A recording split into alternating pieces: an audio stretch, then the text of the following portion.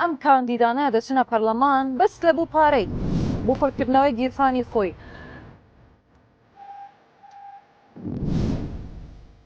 بنەماکەی ئێمە ڕێبازی بارزانیە. ڕێبازی بارزانانی ئێمە دەنەری و هەوڵیش ئەین بە خەڵک تێ بگەێنین کە ڕێبازی بارزانی پیرۆز ڕێبازی کوردایەتیە، بارزانی نەمێنێ کورد نامێنێ.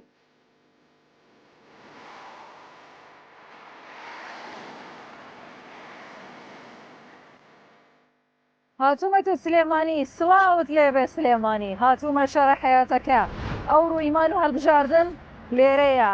لەم شارە کاندیدێک میێوانمە کە پڕ بە ئەزموونە، دڵی پڕە، دەستی پڕە، دەیەوێت لە بۆ ئەم شارە لە بۆ ئەم کوردستانە جوانە زۆر ئیشی بکە. پێکەوە با بچین لەگەڵ ئەو کاندیدە تایبەتە لەم شارە جوانە گفتوگو بکەین،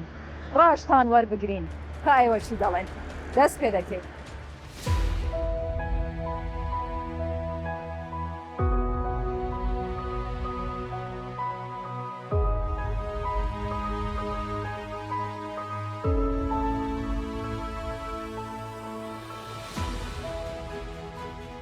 الله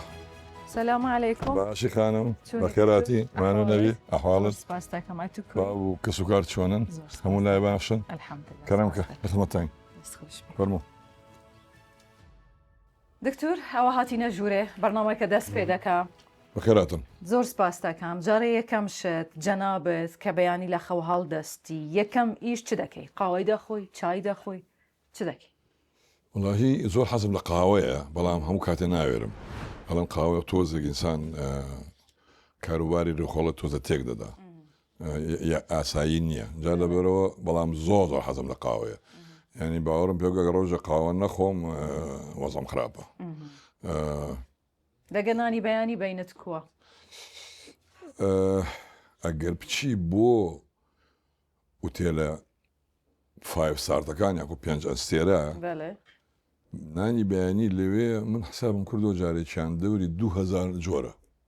بۆ دکتۆر و زانایان دەڵێن ئەگەر نانی بەیانی باش نەبێ و توخمە نەبێ و جۆرا و جۆر نەبێ تۆ یەقین تووشی شەکرا بیت. بەڕاستی من ئەندازیارم من پزیشک نیم ئەژێنا حەز بەکرد ئەو ڕاستێ بزانم لەبەرەوە نەسیحەتی هەموو کەسێکەکەم بیسەران و بینەرامان و بەخەلەتی شتانەکەم و ڕێزوسڵاوم هەیە بۆیان بەیانانی بەیانیان توخمە بێ قەت نەکەن نانی بەیانی نەخۆن ئەگەر هیچتان پێ نەکرا ڕووس دووسێ ئەخاتە ناو جانتاگەی دەستێوانە ئافرەت و پیاو بەتایبەتی ئەوانەی لە تەمەنان تۆزی یا سەر و 25 سین ئەوانە تۆزێ بە حکمەتر ئیشەکەم لەگەڵ جانداوای لێ بردەکەم جەنابە زۆر گەنجی ماشەڵڵا لێبێ تەمەن درێژبی بۆ ئەوەی لە کاتێک هەستی بە برسیاتی کرد بیخۆ. زۆر باشە. منیش لەبەرەوە ببوورە زۆر زۆر ئێتیان بنانی بەیانی زۆر تۆخمەیە من دوو جار نانەخۆم نانی بەیانی و نانی ئێوار. ئێستا ئەو خەڵکانەی لە بەرنامە ئیمان و هەڵبژاردن جەنابەت ناناسن کە کاندیدێکی پارتی دموکراتی کوردستانی لە سنووری سلێمانی بەڵێ ژمارە 6 جەنابەت چی؟ من دکتۆر بەکر عەبدوڵڵا شاه محەممەد بێسەری کاندیدی ژمارە 6 لە لیستی پارتی دموکراتی کوردستان ژمارە 275 کەسوکار هەڵیان بژاردووم پاڵیان پێوەنام بێم زیاتر خزمەت بکەم. من ساڵی 1970 بە زەمانی پارتی دموکراتی کوردستان چوون بۆ یەکێتی سۆڤێت لەوێ لە پزیشکی وەرگیرام دوای تاقازم لێی نەبوو گۆڕین بۆ ئەندازیاری.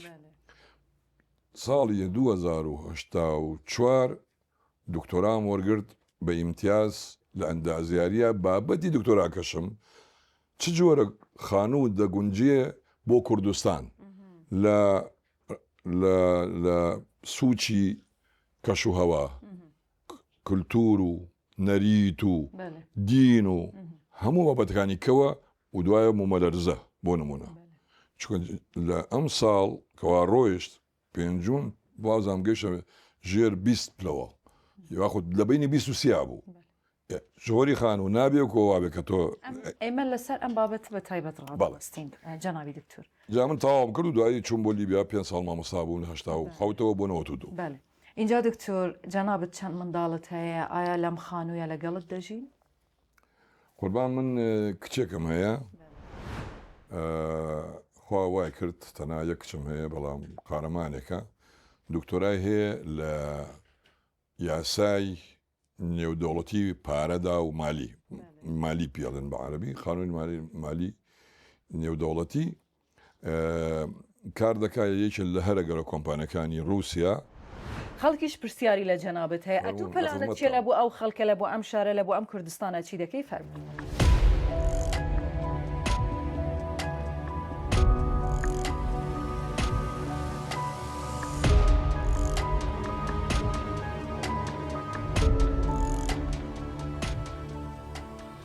دکتۆر تو سیقەت بە شوفێری کچ و ژن هەیە؟ ئێستا سیقەت بە من هەیە؟ یەکسەر چونکە بینم شێوەی لێخورینەکەت خۆبەستنەوەت ئەمە هەمووی شایانی باسە و ئەوە پیشانەدا کە تۆ بەڕاستی زانایت و تێگەیشتووی کە چی پێویستە پێش هەموو شتە کە تۆ چی تاقیکردنەوەی وەرگرتنی مۆڵەتی شۆفێریە دەی ئەگەر خۆت نەبەچیتەوە ئەوە لە سەر دەکەوێت زۆر جەنابەت خۆت بەستەوە ماناوی بە تەواو پێرفێکتی زۆر پیاو هەیە سیقەی بە شوفێری خانم نییە لۆیە من ئەو پرسیارم کاندیدەکان کە دەبنە میێوانمان هەندێک جار ئەو پرسیارەی لێ دەکەم چونکە بەرنامەکەمان ستایلەکەوایە من بە خۆم سیارە داژوو لۆیە هەندێکیان دەڵێن وڵە سیقەمان نییە دوای ئەوەی کە دەمبینن ئەوجا هەندێکیان ڕێی خۆیان دەگۆڕن نانە من ناگۆڕم من لەگەڵ ئەوام من هینێکمان هەیە مەسەلێکی کوردیمان هەیە شێرە چژنە چمێرە تەواو ئێتر ئینسانەگەرەوە تێنەگا. دکتۆر ئێمە ئێستا لە ناو شاری سلێمانی وا دەگەڕین پۆستەر و ئاڵاکانی پارتی زۆر بەکەمی لەم شارە دەبینرێ دۆخی هەڵبژاردن بە تایبەتی لە بوو کاندیدەکانی پارتی دموکراتی کوردستان لەم شارە چوونە. من ینی بە ئەمانەتە ئێڵێ من شخصیان کاندیدێکی پارتیم کەسێکی ناسراوم من تا ئێستا هیچ هەستم نەکردو بە شێوە لە شێوەی ئیزعاج ڕێگام لێ بگرێن قسەیەکەم پێڵێن غێری سوزال میدیا بەڵێ یەک دوو پۆستەری من سەران لێ کردومەتەوە ها لای خۆمانەوە لێرا لێکردەوە شان نیویان لێکردێتوانێ لە شوێنێکی کەش ئەوەڵجار هیچ خەڵکیان لابرد و ئەوەی من مابوو بەتەنا لە کارێ زەوش دوای ئەوی منیشان لابرد وازام شارەوانی باسی کرد بوو توی وەرن لای بن ئێمە فریانەکەوتین لایەن بردو من هیچ نابینم ینی شێکی منەظەم بێ محارەبە بکرێن من ئەوە نابینم. دکتۆر بۆ پارتیەکان دەڵێن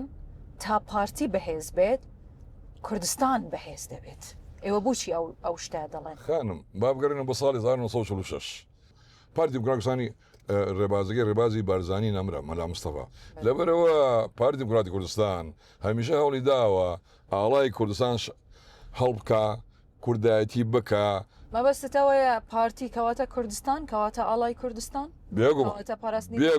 بێگومان مانایەوە داهاتوومان ماوە سربەخۆییمان ڕێفراندوم کاک مەسعود و پارتی دەستیان پێ نەکرد باڵیانەوە بێ هەموو حیزبەکانیگە دەنگیاندا لە ساڵ 93 کوردستان دەنگیدا بۆ ئازادی بۆ دروستکردنی دەوڵەت بەس شەر نەبوو خۆی یەکسەر بڵێن دەوڵەت دروستەکەین ئەوە کارتێکە بەدەستمانەوە باوە ڕێزمان لێ بگرن دەسوور وەکو خۆی جێبەجێکەن دەنا ئێمە خەلیکەمان هەیە ژن و پیاو 10 مناڵ 15 مناڵان دەبێ جاری وایە اینجا لێک جابنەوە ئازادی ئەمە شێوەیەکە لە ئازادی ئەی باشە ئێمە لەگەڵ برا عەرەبەکانمانە ئەگەر هەندێک شتێ نایکەن مادەی 140 تەطبیق ناکەن موچەی کوردیانیان بڕیوە و قوڕانگەڕۆ بەسەر موچەخۆرانی کوردستاندا ئەمە چۆن برایەتێکی پێوترێ من شەڕ بۆ ئاکەم وەرن ئەگەر براین فەرموو سیقەت بە براتی کورد و عەرەب هەیە بێگومان بەڕێز کاک مەسعود بارزانی کە ئێمە چوین بینیمان لەسەری بڵند وتی ئێوە یەکەم کەس ئیشەکەن یەکەم جار ئیشەکەن بۆ عەرەب بۆ تورکمان اینجا بۆ کورد ئەمە قسەی جەنابەتی ئەمە قسەیەکی زۆر عاقڵان و حەکیمانەیە ئەمە بابەتی مرۆڤانەیە مرۆڤ پێش هەموو شتێک پێ ئێمە پێش هەموو شتێک مرۆڤین ئێمە هیچ مرۆڤێک لەم دنیا کە خوا دروستی کردوون کە لە دایک بوون زمانیان نەزانیەوە بە تایبەتی میلەتەکانیش پێش ملیۆنە ساڵ زمان نەبوو پێش 100,000 ساڵ زمان نەبوو زمان دەوری ئەڵێن دەوری 5-6 ساڵەوە پێ بوو اینجا بوون بە کوردەوە بۆ بە عەرەبەوە بە تورک و بە فارس قوربان.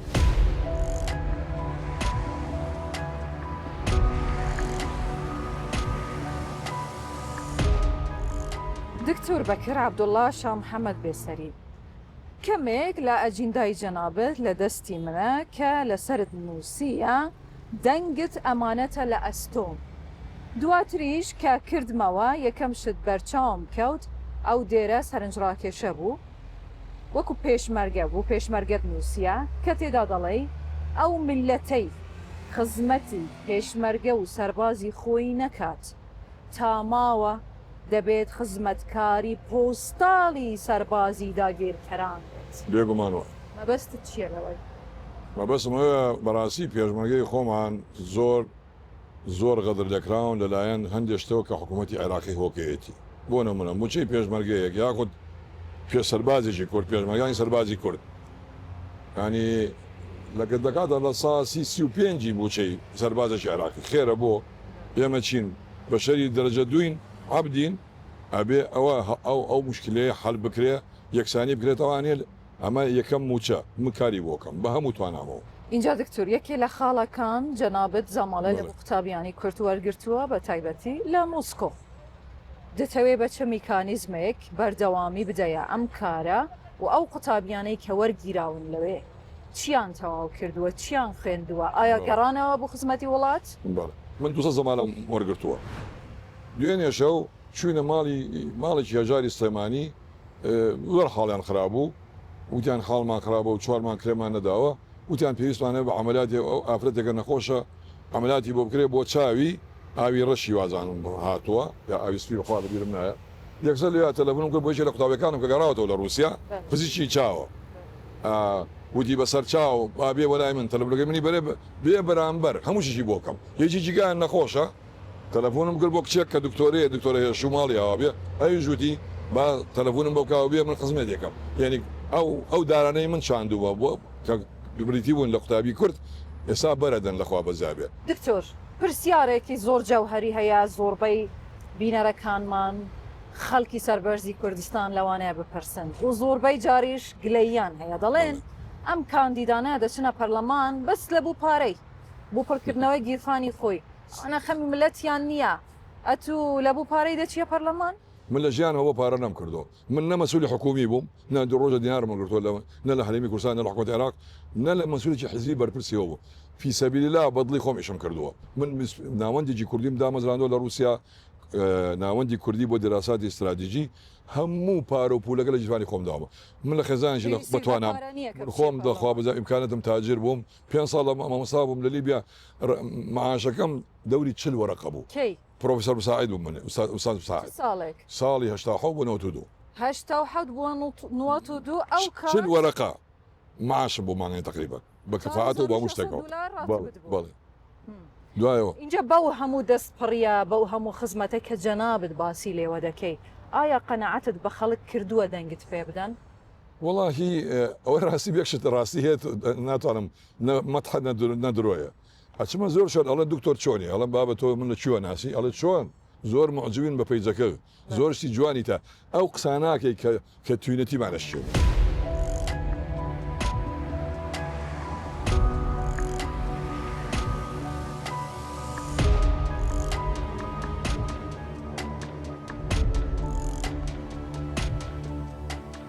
ئەوجا لە ناو سلێمانی هاتیینە ماڵی کوێخە ئەحمەد زۆر سپاس دەکەم ماشەڵڵا میوانێکی زۆر لێرن هەمویان بەجلی کوردیەوە اینجا کاندیدیشمان لەگەڵە کاندیدمان سەر و دەستی زۆرە لە مەسلەی دیبلۆماسیەت و مەسلەی زانک و تێکەڵی بەنووسین و ئەو شتانەی هەیە بەڵام دیوێکی تری تێکەڵی هەیە لەگە مەسەلەن عشا لەگە عشایر و کوێخا و ئەو بابەتانە اینجا ویستم لەم دیوانە لە حزۆری جەنابی کوێخا ئەو پرسیارە لە میوانەکان بکەم لەو بەڕێزانە بکەم ئایا ئێوە لەسەر چ پێوەرێک دەنگ دەدەن بە کاندیدێک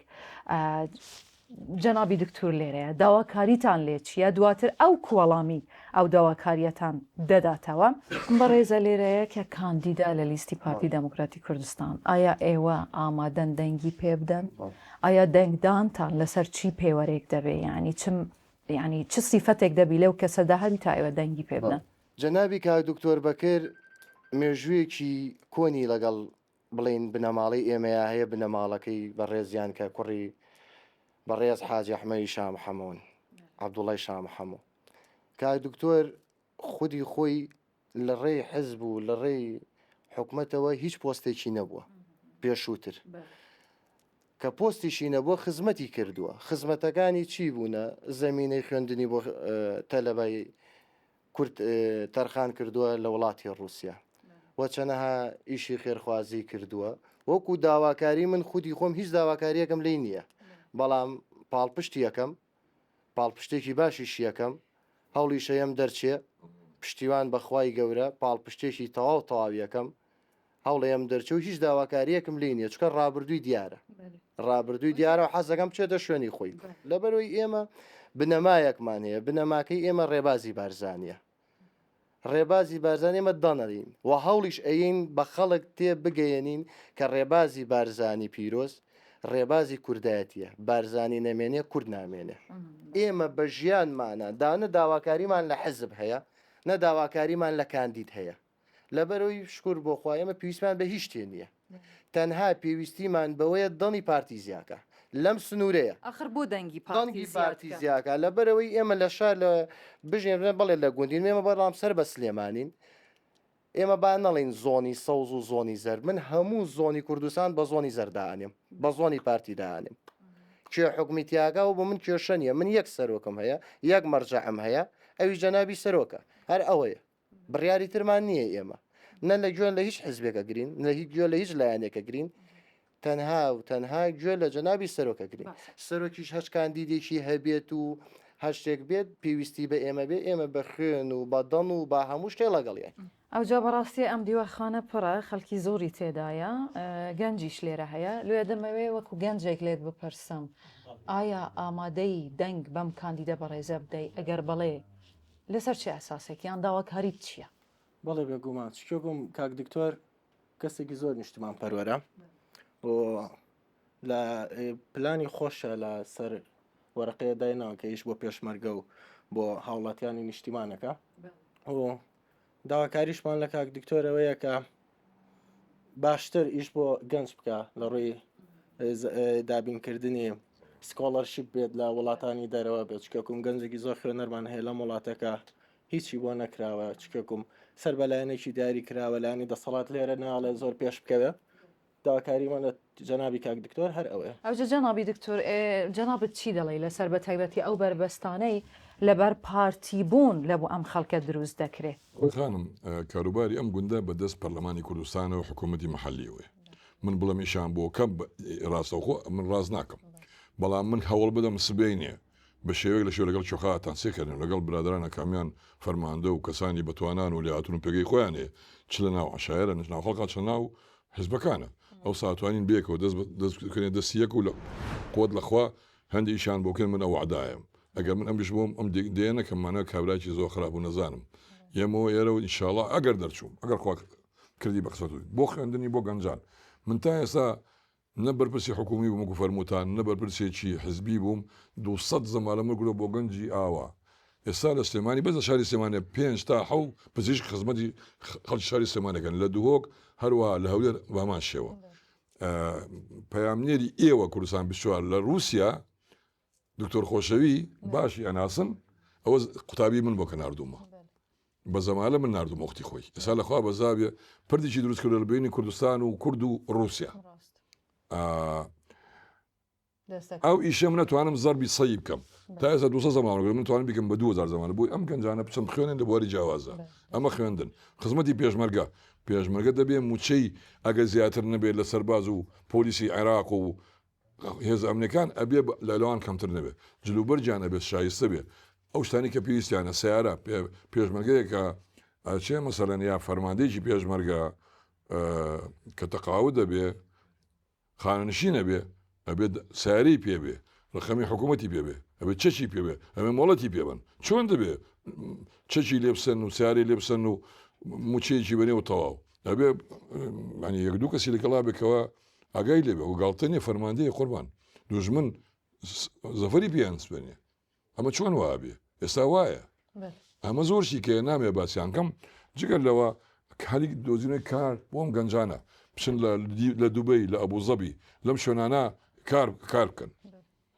زۆر ڕێگا هەیە بۆ دۆزینەی کار لە دەروی وڵات من هیوادارم خوای هیدایەتم بە و دوعاکەم خوایە ئەگەر من دەرچووم و توانیم خزمەتی ئەم میلەتە بکەم فەقیر وەجارکەم خخوای بنسیم بکەی ئەگەر ناخوایە لێم لای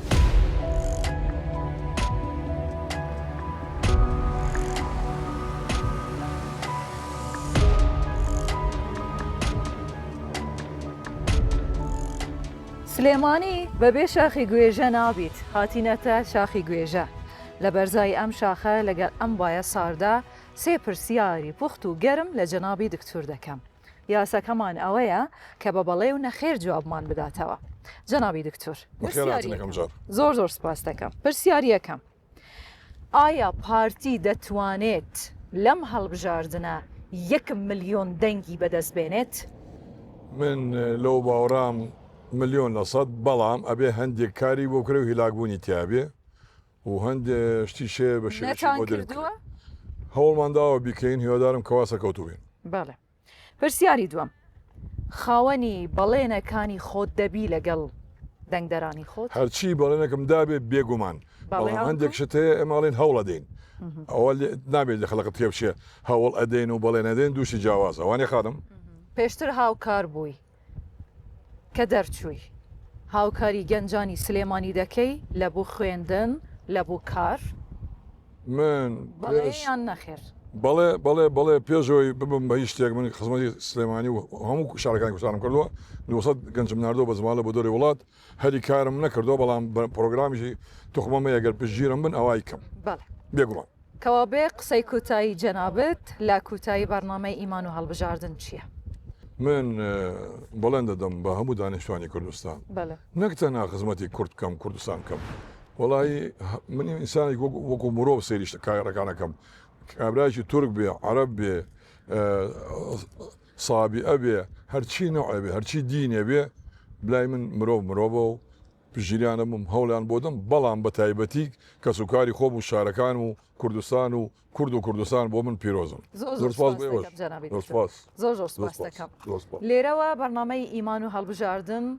لە سەری گوێژە لە سلێمانی شارە حەیاتەکە کۆتایی هات